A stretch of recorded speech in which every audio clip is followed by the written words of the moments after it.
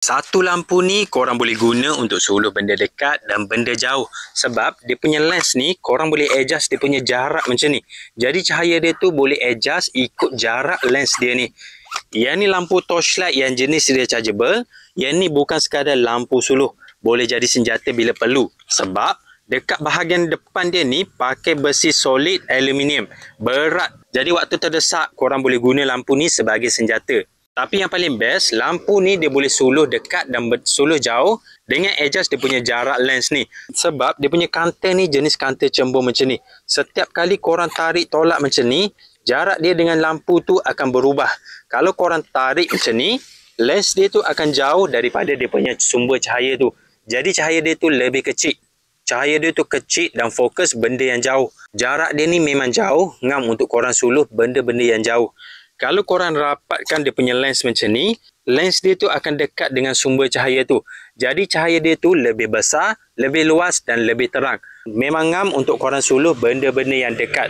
Jadi setiap kali korang tarik tolak macam ni, saiz cahaya dia tu akan berubah-ubah. Cahaya dia ni pula memang terang, memang ngam kalau korang nak guna bawa pergi ronda. Dia ada 2 biji lampu. Satu bahagian depan, satu lagi dekat bahagian belakang. Cumanya bahagian belakang ni korang boleh guna untuk suluh benda yang dekat saja. Yang ni tak boleh adjust dia punya cahaya macam yang depan ni.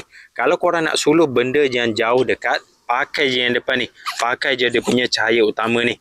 Jenis rechargeable, bila habis bateri, tak payah nak bawa keluar dia punya bateri. Korang cucuk je charger dekat bahagian sini. USB Type-C ada, USB Type-A pun ada.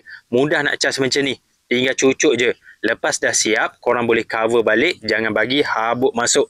Lampu ni dia ada beberapa mood. Bila korang tekan sekali dia akan nyala macam ni. Tekan lagi sekali dia akan malap sikit. Tekan lagi sekali dia akan lebih malap. Lagi sekali dia akan klik-klik macam ni. Sesuai untuk jadi lampu kecemasan. Kalau korang guna untuk ronda, tiba-tiba ada kecemasan, boleh pakai mood yang ni. Dan dekat butang dia ni sebenarnya dia ada battery indicator. Dia ada nombor macam tu. Kalau semua lampu nyala macam ni, maknanya bateri korang masih lagi full.